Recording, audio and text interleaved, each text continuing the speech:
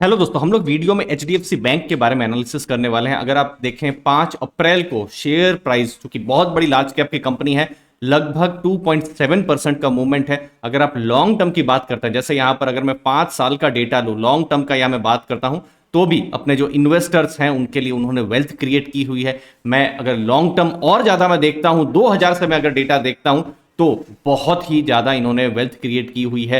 तब share price जो था, एडजस्टेड शेयर प्राइस 6-7 रुपए के आसपास हुआ करता था, कब? 22-23 साल पहले। लेकिन आज हम बात करेंगे कि आज क्या हो रहा है बिजनेस में, फंडामेंटल्स क्या है, क्या भविष्य में एक्सपेक्टेशन रह सकता है, ये सब डिस्कस करेंगे। तो देखिए, सबसे पहले हम जब एनालिसिस कर रहे हैं तो अप्रैल 15 को कुछ लेटेस्ट डेटा आने वाले हैं। रीजन है कि अप्रैल 15 को Q4 और फाइनल रिजल्ट एचडीएफसी बैंक के आएंगे, जहां पर कुछ रिकॉर्ड प्रॉफिट के नंबर्स हमको देखने को मिल सकते हैं। फिर इन रिजल्ट्स के बाद, अभी नहीं, ध्यान से सुनिएगा, रिजल्ट्स के बाद अप्रैल के महीने में एक्सपेक्ट किया जा सकता है कि कंपनी अपने डिविडेंड की घोषणा करे। खासकर जो कोविड वाले जो डिस्टर्ब साल थे, इनफैक्ट एक साल तो आरबीआई ने कहा था कि आप डिविडेंड दे नहीं सकते हैं, सभी बैंक को मना कर दिया था। 2020 अप्रैल की बात है।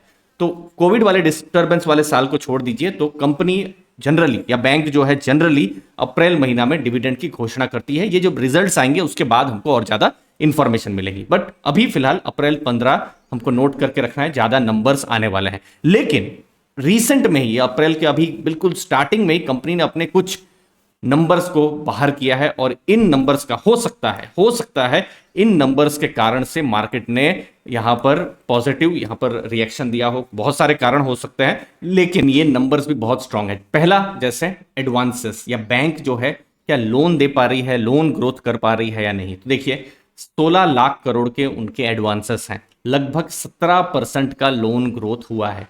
Q3 में अगर आप देखेंगे 15 लाख करोड़ के आसपास में एडवांसेस उनके थे, और क्वार्टर ऑन क्वार्टर भी आपको बहुत बड़ा लोन में ग्रोथ देखने को मिलेगा।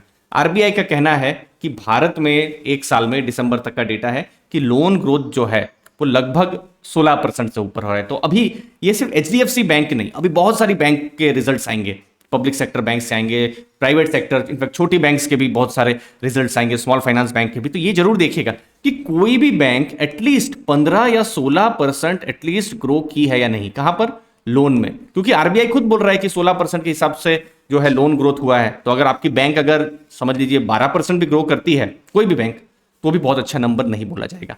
दूसरा जो इंपॉर्टेंट नंबर है वो है डिपॉजिट बैंक के। ठीक है, बैंक लोन तो दे पा रही है, लेकिन क्या बैंक के पास current account, saving account, fix deposits आ रहे हैं या नहीं। तो जैसे यहां पर एचडीएफसी बैंक के केस में आप देखेंगे, और ये सब इंपॉर्टेंट नंबर है, 20.8, लगभग 21% का उनका डिपॉजिट का ग्रोथ हुआ है। अभी ये देखेंगे आप, 18.83 लाख करोड़ के डिपॉजिट्स हैं, जो कि पिछली बार Q3 में ही, अभी सिर्फ 3 महीने पहले ही आप देखेंगे 17.33 लाख करोड़ के डिपॉजिट्स के नंबर थे। तो डिपॉजिट के नंबर्स जब हम देख पा रहे हैं तो हमको स्ट्रॉन्ग नंबर देखने को मिल रहे हैं। अगेन आरबीआई कह रही है कि 10 से 11% के बीच में, ठीक है, एक साल में डिपॉजिट का ग्रोथ हुआ है 10 से 11% के बीच में। तो अभी अगेन जब रिजल्ट्स आएंगे तो ये देखना बहुत जरूरी रहेगा, आप एज एन इन्वेस्टर, की कौन सी बैंक कैसा डिपॉजिट ग्रोथ कर रही है। अभी मैंने कुछ बैंक्स का, एचडीएफसी बैंक से पहले भी कुछ एनालिसिस किया हुआ था, जहां मुझे लग रहा था कि बहुत सारी बैंक लोन तो दे पा रही है, लेकिन डिपॉजिट्स में स्ट्रगल कर रही है। क्योंकि देखिए, डिपॉजिट के ग्रोथ जो है अभी हुआ है, फिक्स डिपॉजिट के रेट बढ़े हुए हैं, तो सभी बैंक अच्छा रेट दे पा रही है। तो इसीलिए वहां पर बहुत बड़ा चैलेंज बहुत सारी बैंक्स को आ रहा है। नेक्स्ट नंबर है एनआईएम। अब देखिए, एनआईएम का नंबर हमको अप्रैल 15 को ही पता चलेगा, लेकिन चूंकि ये बैंकिंग में एक बहुत इंपॉर्टेंट कॉन्सेप्ट है, जब नंबर्स की हम एनालिसिस करते हैं तो एनआईएम को जरूर समझना चाहिए। देखिए, एचडीएफसी बैंक को जो एनआईएम्स हैं, या नेट इंटरेस्ट मार्जिन, हमेशा से उनके स्ट्रांग रहे हैं। आप देखिए यहां पर ऊपर 4.2, 4.3, 4.4 ये लेवल पर नेट इंटरेस्ट मार्जिन रहा है। लेकिन अगर आप देखेंगे, खासकर पिछले साल इसी समय में 2022 की बात करें, तो ये लगभग 4 के आसपास में आ गए थे। तो चलिए, पहला क्वेश्चन तो आपको होगा कि एनआईएम होता क्या है। तो देखिए, एनआईएम को बोला जाता है नेट इंटरेस्ट मार्जिन। ठीक है, अब ये किसी भी बैंक के लिए जितना ज्यादा हो उतना अच्छा है। अब मैं एक थ्योरेटिकल एक एग्जांपल बताता हूं, ठीक है, जस्ट एक रफ आपको एक समझ में आए। देखिए, बैंक जो है इंटरेस्ट से पैसा कमाती है, ठीक है, समझ लीजिए बैंक ने इंटरेस्ट से फॉर एग्जांपल 12% कमाया, ठीक है, चाहे कोई भी लोन दी, पर्सनल लोन दी या कोई भी कार लोन दी, कोई भी लोन से, ठीक है। अब बैंक जो है डिपॉजिट्स भी लेती है, और वहां पर भी बैंक का खर्चा होता है। बैंक के लिए डिपॉजिट्स क्या है? लाइबिलिटीज हैं, ठीक है, उनको सेविंग अकाउंट में, फिक्स डिपॉजिट्स में, या फिर जो बॉन्ड्स भी जो है वहां पर बैंक को भी खर्चा होता है। तो समझ लीजिए जो बैंक्स के जो खर्चे हैं ठीक है, वो 7% है। ओके, अब कोई भी बैंक होता है, तो ये तो आ गया कितना 5%, 12 माइनस 7 5% आ गया। तो ये किसके साथ कंपेयर होगा? बैंक के जितने भी इनकम जनरेटिंग एसेट्स उसके साथ, ठीक है। फॉर एग्जाम्पल कोई भी बैंक का, जैसे एचडीएफसी बैंक है फॉर एग्जाम्पल, उनके एसेट्स हैं 100 रुपीज के, ठीक है। तो उसके साथ जब आप कंपेयर करेंगे तो 100 रुपए के एसेट में बैंक ने कितना कमाया? 5% कमाया। तो जैसे एचडीएफसी बैंक के केस में ये पहले बहुत ज्यादा कमाई हो रही थी, अभी आप देखेंगे 4 तक था, अभी 4.1 हो गया है। अब इसको बहुत सारी चीजें इंपैक्ट करती है, जैसे सबसे इंपॉर्टेंट चीज जो इंपैक्ट करती है, जैसे अगर आप रिटेल लोन्स देते हो तो मार्जिन जो है वो ज्यादा रहते हैं, ठीक है। और अगर आप होलसेल लोन दे रहे हो, जैसे कोई कॉर्पोरेट लोन हो, कॉर्पोरेट लोन देखिए 100 200 500 करोड़ में जाती है, तो कॉर्पोरेट लोन में थोड़े मार्जिन स्क्वीज हो जाते हैं, तो मार्जिन बहुत ज्यादा तब इंक्रीज नहीं होता है। लेकिन रिटेल लोन कोई भी बैंक, इनफैक्ट आप देखिए आईडीएफसी फर्स्ट बैंक देखिए, उनके अच्छे खासे मार्जिन हैं। अभी जो भी बैंक रिटेल में फोकस कर रही है उनके अच्छे खासे मार्जिन या नेट इंटरेस्ट मार्जिन है, तो ये देखना है। तो अभी एचडीएफसी बैंक में देख रहा हूं पिछले 1.5-2 साल से, खासकर कोविड के बाद से वो होलसेल में फोकस कर रही है, तो अभी उनकी बुक देखेंगे रिटेल में भी है होलसेल में भी है, ठीक है। तो इसमें कुछ अच्छा खराब नहीं है। मेरा ऐसा मानना है कि कोई भी बैंक का 3 से 5% के बीच में हो तो अच्छा मार्जिन कहा जाएगा। जैसे स्टेट बैंक का जितना मुझे याद आता है 3.5 के आसपास में है, 3.4 3.5 के आसपास में है। आईसीआईसीआई बैंक लगभग यही 4% के आसपास को टच कर रहा है, ठीक है। अब मार्जिन में एक और चीज देखना है, अगर मार्जिन कम हो, एनआईएम जो है फॉर एग्जांपल 1 हो, 2 हो, 0 हो, नेगेटिव हो, ये तो फिर बिल्कुल छूने जैसा रहा नहीं, रिस्की हो गया।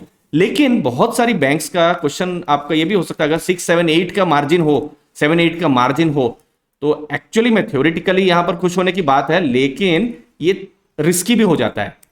रीजन क्या है? फॉर एग्जांपल माइक्रो फाइनेंस में जनरली मार्जिन बहुत ज्यादा होते हैं, लेकिन माइक्रो फाइनेंस रिस्की भी बहुत है। अगर मैं यहां बंधन बैंक का एनालिसिस कर रहा होता तो उनके मार्जिन हमको 7-8% के, या 7-8 जो है ये बहुत बड़ा नंबर कहा जाएगा, कोई दूसरी भी माइक्रो फाइनेंस को देख रहे होते। तो इसीलिए आइडियली 7-8 भी हो तो ऐसा देखने में अच्छा लग सकता है, लेकिन ये भी आप ध्यान में रखिए कि वो थोड़े रिस्की सेगमेंट को लोन दे रहे हैं, और कुछ बड़े बड़े एनपीएस हो जाए या कुछ पॉलिटिकल इश्यूज हो जाए तो फिर थोड़ा चैलेंज हो सकता है। तो इसीलिए बैंकिंग सेक्टर थोड़ा टफ होता है, थोड़ा सा हमको एनालिसिस करने के टाइम में बहुत सारी चीजों को एनालाइज करना है, इसीलिए स्टॉक सिलेक्शन बहुत ही इंपॉर्टेंट होता है। और यहां पर मास्टरी कोर्स में लाया हूं स्टॉक सिलेक्शन का, जहां पर stock selection, stock generating ideas, economy को कैसे समझना है, सेक्टर्स को कैसे समझना है, इन सब के बारे में मैंने इस कोर्स में डिस्कस किया हुआ है। बैंकिंग के भी किस तरीके से क्या इंपॉर्टेंट रेशियोज होते हैं, जैसे एनआईएम है और बाकी सब रेशियोज, इन सबको मैंने समझाया हुआ है, ताकि आप भविष्य में गलती ना करें, सही स्टॉक चुनकर आप अपने लिए, अपने परिवार के लिए वेल्थ क्रिएट करें। इसकी लिंक मैंने डिस्क्रिप्शन बॉक्स में दी हुई है, और यकीन मानिए एक बहुत ही रिकॉर्ड डिस्काउंट में ये कोर्स है, सिर्फ 495 में है। और मुझे बहुत खुशी होती है, इस कोर्स का मुझे बहुत प्यार भी मिला है, बहुत अच्छे अच्छे इनफैक्ट टेस्टिमोनियल्स भी मिले हैं, जो आप देख सकते हैं। ये सब लाइव आप टेस्टिमोनियल्स जो हैं ये आप देख सकते हैं, डिस्क्रिप्शन बॉक्स में आप चेक कर सकते हैं दोस्तों। अब मैं यहां पर बात करूंगा एचडीएफसी बैंक के रिलेटिव वैल्यूएशंस के बारे में। देखिए, जब भी आप बैंक को स्टडी करें तो आप हमेशा प्राइस टू बुक देखें। जैसे जो अभी प्राइस टू बुक के हिसाब से 3.65 है, ओके, और 3.65 है, और हिस्टोरिकली अगर आप देखेंगे एचडीएफसी बैंक को बहुत हाई वैल्यूएशन मिला है 4.4 का, तो उसके कंपैरिजन में थोड़ा सा सस्ता है।